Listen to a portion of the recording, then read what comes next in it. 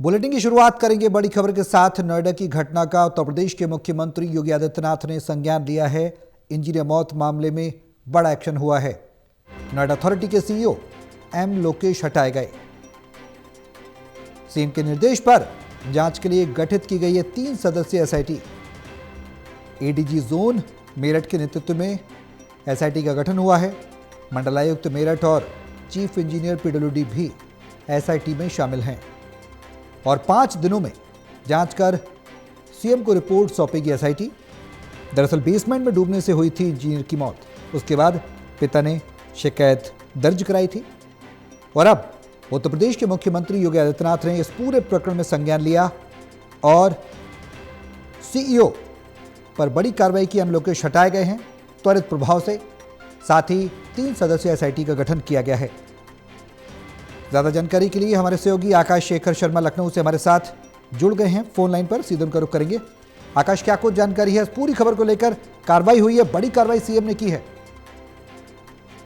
नोएडा में जिस तरीके से योगी आदित्यनाथ ने खासतौर पे एम लोकेश को हटाया है, ये अपने आप में सबसे बड़ी कार्रवाई है।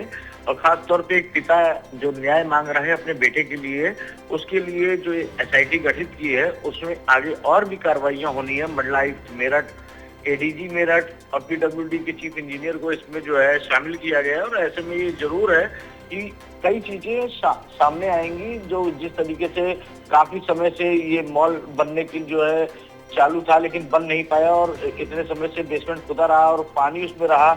ऐसे में वहाँ के जो खास तौर पे जो नोएडा सीईओ के जो लोग होते हैं अथॉरिटी के, उन लोगों ने कभी पहले क्यों नहीं इसकी जांच की।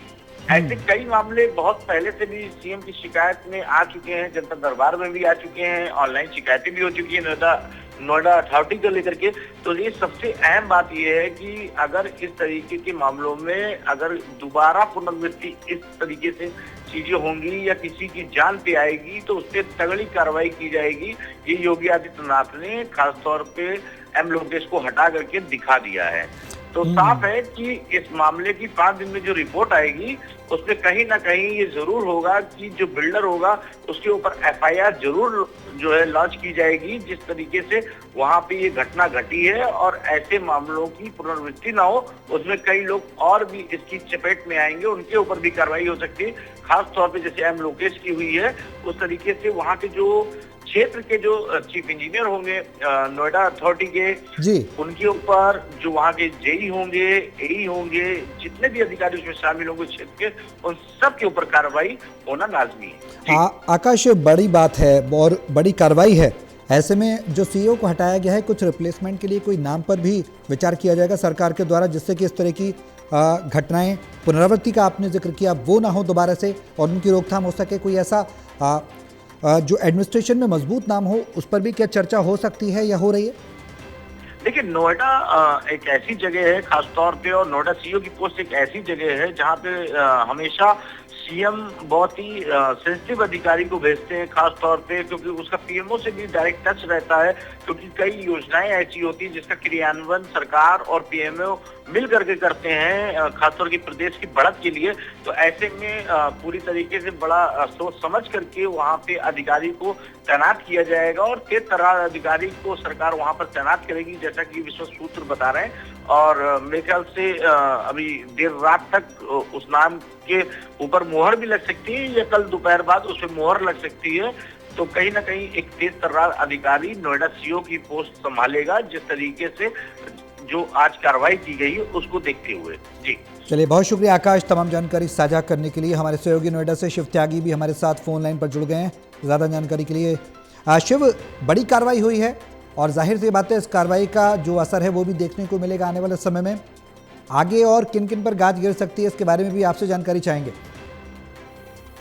देखिए, इस मामले में जब एसआईटी का गठन हो गया है तो ऐसे में अब एसआईटी की तरफ से नोएडा प्राधिकरण के दफ्तर पहुंचा जाएगा और एसआईटी की तरफ से इस पूरे मामले की जांच की जाएगी। और ऐसे में खुद मुख्यमंत्री योगी आदित्यनाथ को ये रिपोर्ट सौंपी गई और इसको 5 दिन का समय जब दिया गया है तो तमाम पहलुओं पर जांच की जाएगी। आखिर जो वो तालाब खाली पड़ा हुआ था वो किस कब से पड़ा हुआ था और आखिर उसको रख रखाव के लिए या उसका पानी निकालने के लिए किस तरीके के कदम उठाए गए थे, रिफ्लेक्टर से लेके तमाम चीजें जो है वो वहाँ पे पहले से क्यों नहीं थी, अगर लगाई गई हैं तो वो सुचारू रूप से क्यों नहीं करेगी, ये तमाम चीजें कि उस समय ऑन द स्पॉट जब टीमों को बुलाया गया तो किसकी लापरवाही पाएगी, कितनी गाड़ियां मौके पे पहुंची जो रेस्क्यू कर रहा था, इन सभी पहलुओं की अब जांच की जाएगी और जांच करने के बाद ही ये स्पष्ट हो पाएगा कि आखिर किसकी लापरवाही है, क्योंकि इस मामले में जो पहले ही जो जूनियर इंजीनियर नवीन उसको यहाँ पे हटा दिया गया है, उसको बर्खास्त कर दिया गया, उसकी सेवा को भी यहाँ से हटा दिया गया है और उसके बाद अब ये बड़ी कार्रवाई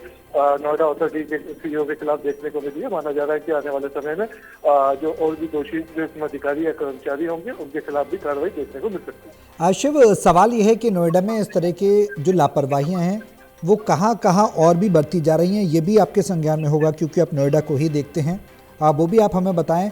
और ये जो कार्रवाई हुई है इससे पहले भी कई लापरवाहियां बढ़ती गई होंगी, जाहिर सी बात है, उसमें क्या कुछ संज्ञान लिया गया था इस तरह का? ये बड़ा हादसा हुआ, इससे पहले जाग जाते तो शायद ये बड़ा हादसा ना होता।